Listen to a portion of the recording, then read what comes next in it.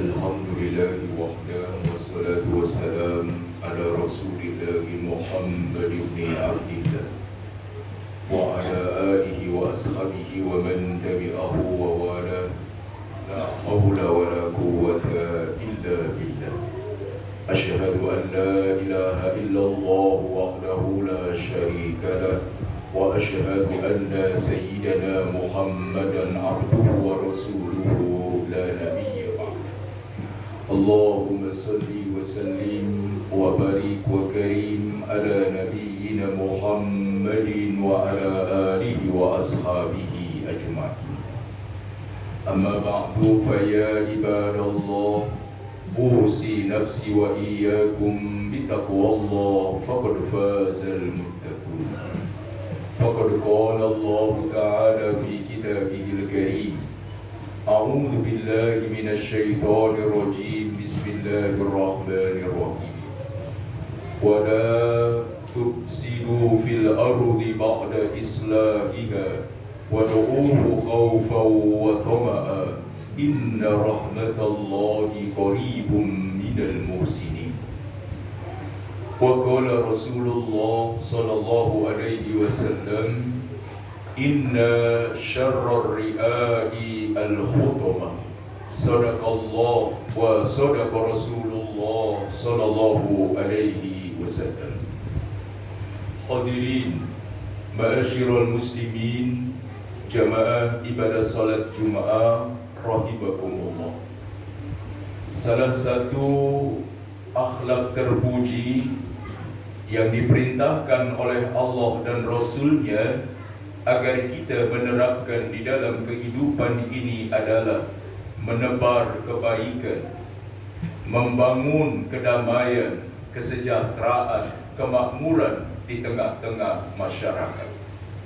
Sebaliknya, Allah Subhanahu wa Ta'ala mengecam orang yang berperilaku merusak, orang yang berperilaku menghancurkan, orang yang berperilaku zalim di tengah-tengah kehidupan masyarakat. Sebagaimana Allah Subhanahu wa Ta'ala berfirman di dalam surah Al-A'raf ayat yang ke-56, wa la tufsidu fil ardi ba'da islahiha wad'uuhu khawfan wa tama'an inna rahmatallahi qaribun minal muhsinin. Janganlah kalian berbuat kerusakan, kehancuran di atas permukaan bumi ini. Berdoalah dengan penuh harap, karena sesungguhnya rahmat Allah begitu dekat kepada orang-orang yang berbuat baik. Begitu juga di dalam surah Al-Qasas ayat yang ke-77. Wa ahsin kama ahsanallahu ilaik wala tabghil fasada fil ard innallaha la yuhibbul mufsidin. Berbuat baiklah, karena sesungguhnya Allah Subhanahu wa Ta'ala sudah banyak berbuat baik kepada kalian, dan janganlah berbuat kerusakan, kehancuran di atas permukaan bumi ini, karena Allah tidak menyukai orang-orang yang berbuat kerusakan. Hadirin yang dirahmati oleh Allah Subhanahu wa Ta'ala, ada 3 kelompok manusia yang kalau dia berbuat kerusakan, maka dampaknya amat besar, efeknya amatlah dahsyat. Yang pertama, kerusakan bila ditimbulkan oleh para ulama. Yang kedua, kerusakan yang ditimbulkan oleh para penguasa. Dan yang ketiga, kerusakan yang ditimbulkan oleh masyarakat banyak. Hal ini pernah dikatakan oleh salah seorang sastrawan Mesir yang pernah mendapatkan Piala Nobel pada tahun 88, Najib Mahfuz. Dia mengatakan, fasadul ulama'i bil ghaflah wa fasadul umara'i biz zulmi wa fasadul fuqara'i bin nifaq. Kerusakan yang ditimbulkan oleh para ulama adalah kelalaiannya dari ilmu yang mereka miliki. Kerusakan yang ditimbulkan oleh para penguasa adalah kezolimannya kepada masyarakat, kezolimannya kepada rakyat yang dia pimpin, dan kerusakan yang ditimbulkan oleh orang-orang miskin adalah sikap hipokritnya, sikap kemunafikannya.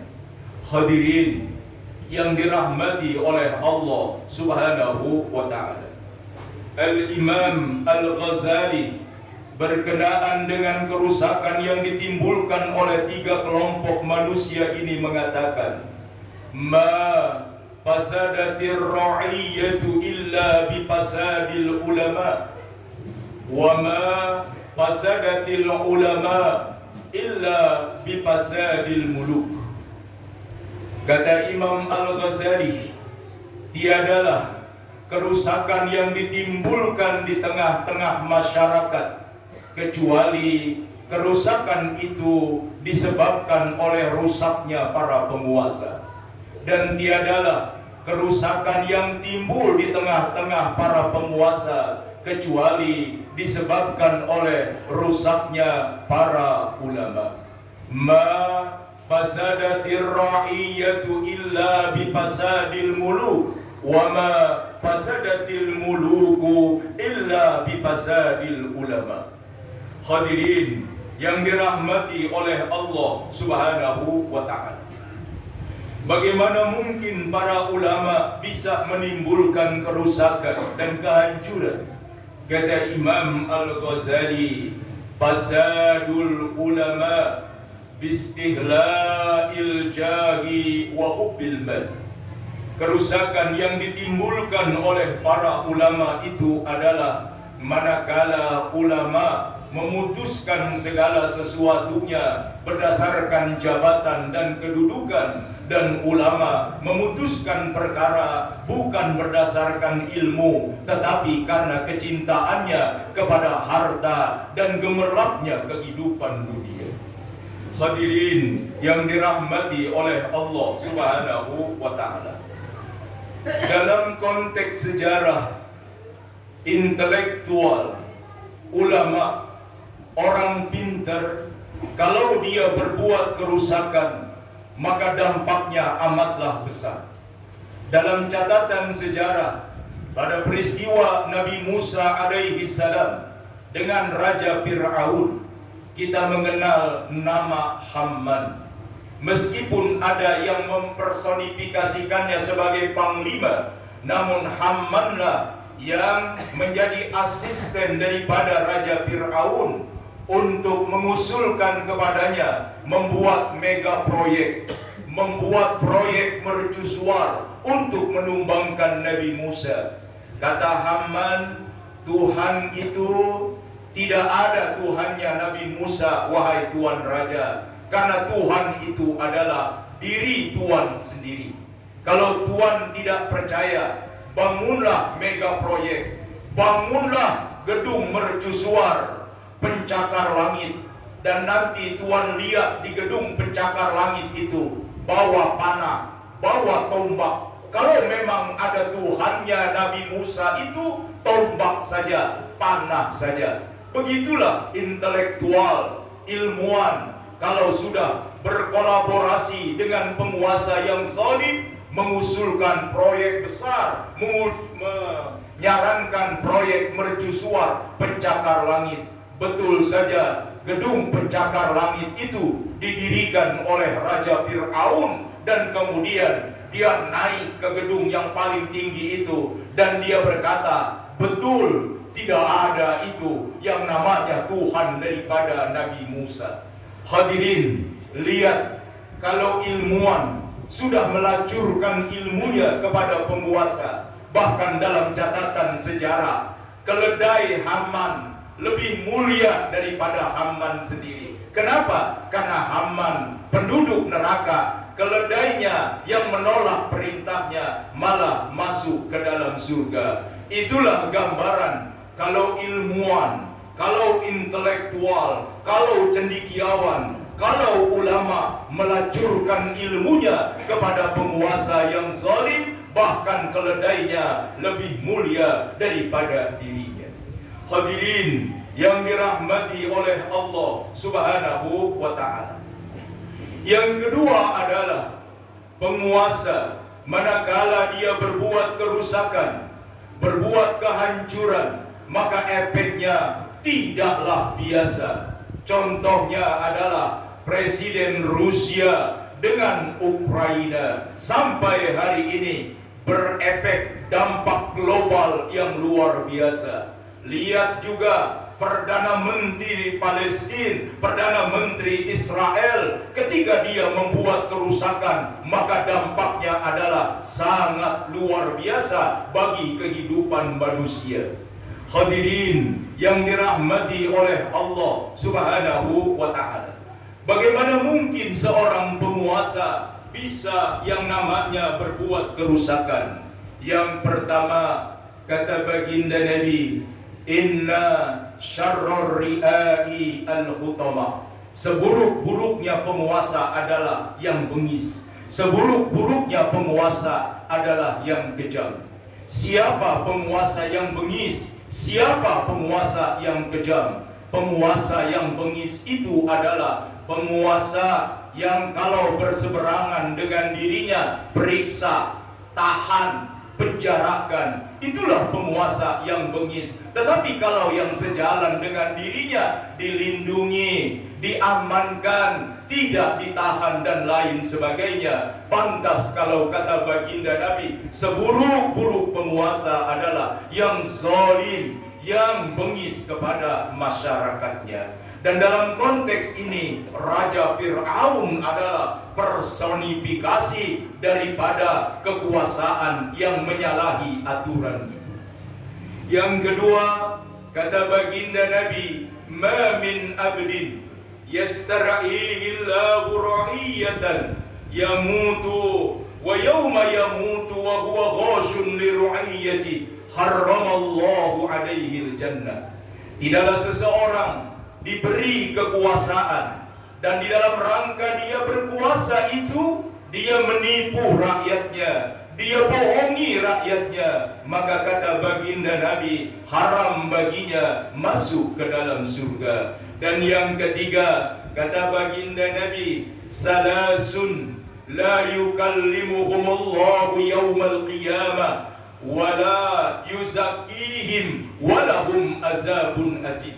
Ada 3 kelompok manusia yang nanti di hari kiamat enggak dilihat oleh Allah, enggak diajak ngomong oleh Allah, dan mereka mendapatkan siksa yang pedih. Yang pertama adalah syaikhun zani, aki-aki yang berzina, kagak bakalan dilihat oleh Allah, langsung dijerumuskan kekal masuk ke dalam surga. Yang kedua adalah wa'ailun mustakbir, orang miskin yang sombong, orang miskin yang belagu, enggak bakalan dilihat oleh Allah di akhirat, dia bakal mendapatkan azab yang pedih. Dan yang ketiga adalah wa malakun kazzab, pemimpin pendusta, pemimpin pembohong. Hadirin yang dirahmati oleh Allah Subhanahu wa ta'ala. Dan kelompok ketiga, orang banyak, dan itu adalah kita, masyarakat. Kalau orang banyak berbuat kerusakan,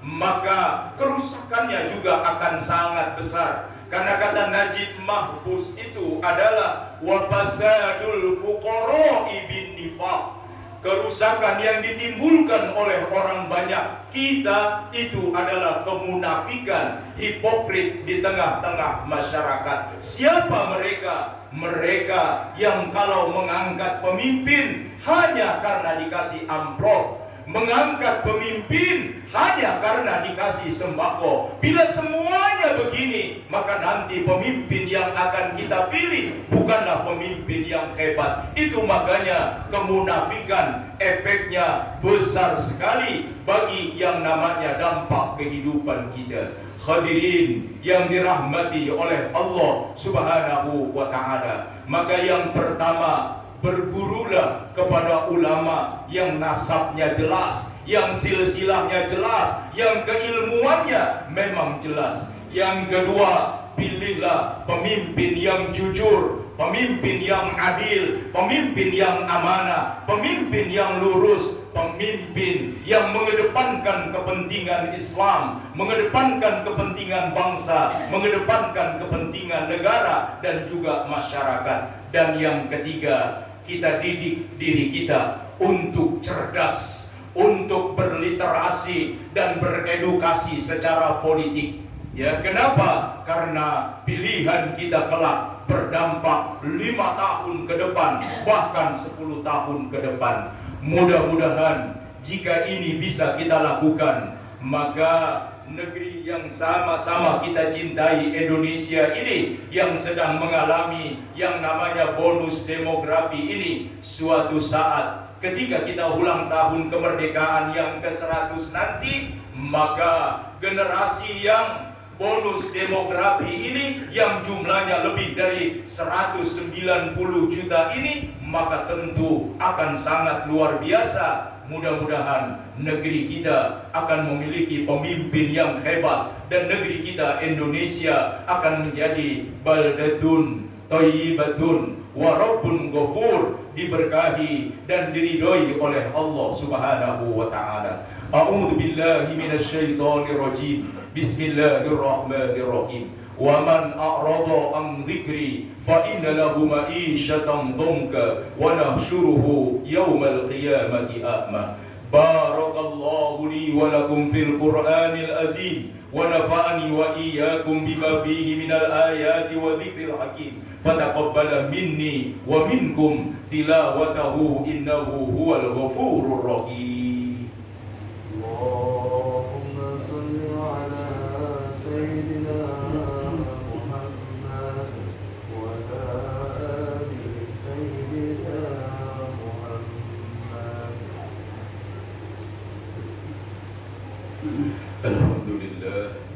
Alhamdulillahilladzi an'ama 'alaina ni'matal iman wal islam wa nahana 'anil kufri wa 'ibadatil asnam. Asyhadu an la ilaha illallah wahdahu la syarika lah wa asyhadu anna sayyidana Muhammadan 'abduhu wa rasuluhu la nabiyya ba'dah. Allahumma salli wa sallim wa barik wa karim ala nabiyyina Muhammadin wa ala alihi wa ashabihi ajma'in. Amma ba'du, fa ya ibadallah, usi nafsi wa iyyakum bitaqwallah, fa inna taqwa wasiyatullah lil mu'minina wal muttaqin. Faqad qala Allah ta'ala fi kitabihil karim. A'udzu billahi minasy syaithanir rajim. Bismillahirrahmanirrahim. Ya ayyuhalladzina amanu taqullaha haqqa tuqatih wa la tamutunna illa wa antum muslimun. Wa qala ta'ala inna allaha wa malaikatahu yusalluna 'alan nabi ya ayyuhalladzina amanu sallu 'alaihi wa sallimu taslima. Allahumma ighfir lil mu'minina wal mu'minat wal muslimina wal muslimat al ahya'i minhum wal amwat innaka 'ala kulli syai'in qadir.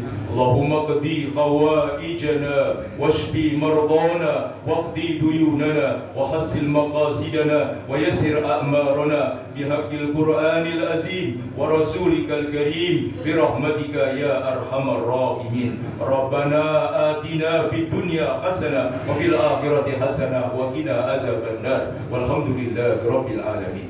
Ibadallah, innallaha ya'muru bil adli wal ihsan wa ita'i dzil qurba wa yanha 'anil fahsya'i wal munkari wal baghi ya'izukum la'allakum tadhakkarun wa la dzikrullahi akbar.